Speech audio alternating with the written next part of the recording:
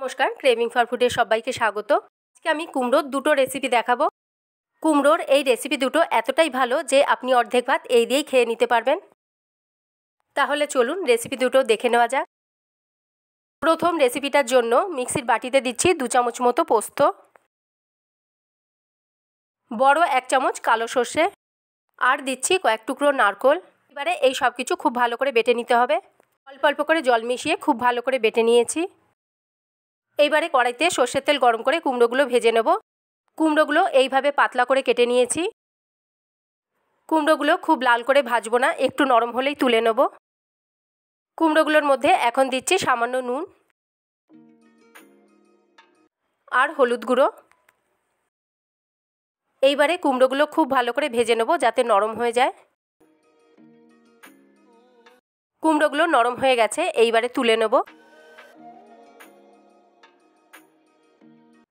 কড়াই থেকে সব কুমড়োগুলো তুলে নেবার পরে এখন একটা টিফিন কৌটোর মধ্যে বাটা মশলাটা দিয়ে দিয়েছি।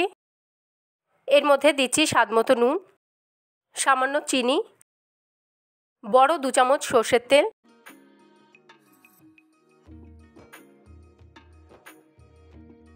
ছোট 1 চামচ কালো জিরে।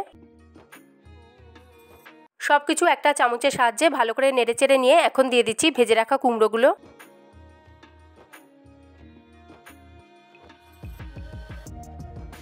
সব কুমড়োগুলো দিয়ে দেবার পরে এখন ভালো করে মশলার সাথে মিশিয়ে নিতে হবে যাতে কুমড়োগুলোর মধ্যেও মশলার স্বাদ আসে।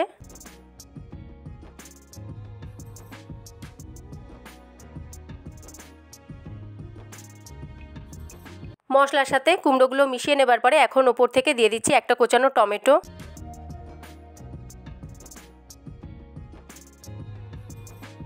টমেটোগুলো এর সাথে একটু মিশিয়ে নিচ্ছি। দিচ্ছি 3-4টে মতো চেরা কাঁচা লঙ্কা, সামান্য কোচানো ধনেপাতা। এইবারে ওপর থেকে 2 চামচ মতো সর্ষের তেল দিয়ে আবারও একটু ভালো করে মিশিয়ে নেব।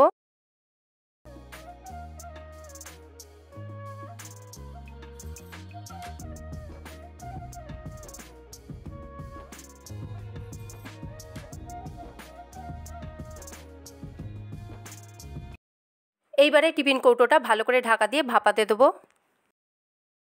কড়াইতে অল্প একটু জল দিচ্ছি যাতে কৌটোর নিচটা ডুবে থাকে। বেশি জল দিলে কৌটোর মধ্যে জল ঢুকে যেতে পারে, তাই অল্প করেই জল দিতে হবে। এখন ওপর থেকে একটা ঢাকা দিয়ে দিচ্ছি। ঢাকা দিয়ে 20 থেকে 25 মিনিটের জন্য রেখে দেবো। এটা হয়ে গেছে, এইবারে গ্যাসটা বন্ধ করে দিয়ে এইভাবে কিছুক্ষণ রেখে দেবো।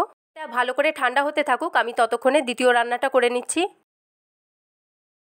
কড়াইতে সর্ষের তেল গরম করে এর মধ্যে 4টে শুকনো লঙ্কা ভেজে নিচ্ছি।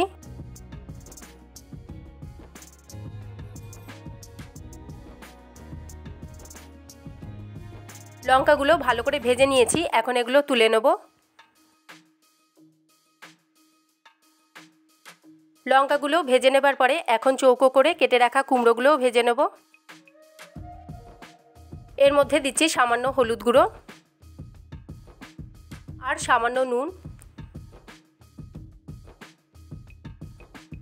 এইবারে এই কুমড়োগুলো ভালো করে লাল করে ভেজে নেব। এখন কুমড়োগুলো একটু ঢাকা দিয়ে দেবো যাতে তাড়াতাড়ি ভাজা হয় আর নরম হয়ে যায়। এইবারে ঢাকাটা খুলে কুমড়োগুলো ভালো করে নেড়েচেড়ে লাল করে ভেজে নেব।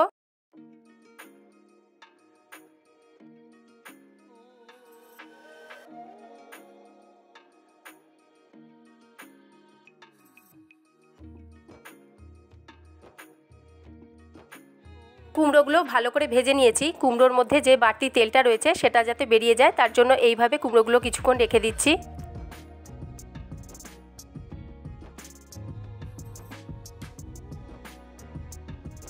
এখন একটা থালাতে ভাজা শুকনো লঙ্কাগুলো নিয়ে নিয়েছি। লঙ্কাগুলোতে আমি কিছুক্ষণ নুন মাখিয়ে রেখেছিলাম যাতে নরম না হয়ে যায়। এখন খুব ভালো করে ভাজা লঙ্কাগুলো ভেঙে নেব।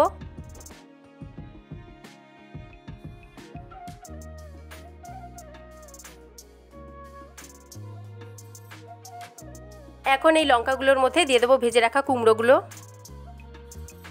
কুমড়োগুলো দিয়ে খুব ভালো করে লঙ্কার সাথে মেখে নিতে হবে।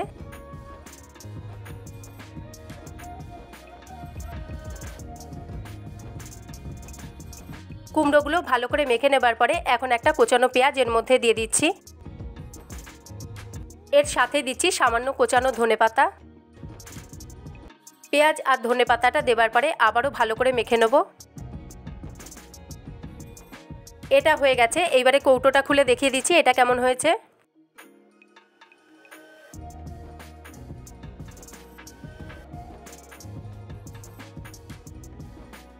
এটাও খুব ভালো করে ভাপানো হয়েছে। এখন সবকিছু একটু মিশিয়ে নিচ্ছি। এই দুটো রেসিপি আপনারাও বাড়িতে বানিয়ে খেয়ে অবশ্যই জানাবেন কেমন লাগলো। দেখা হচ্ছে আরও একটু নতুন রেসিপির সাথে। ততক্ষণ ভালো থাকবেন, সুস্থ থাকবেন।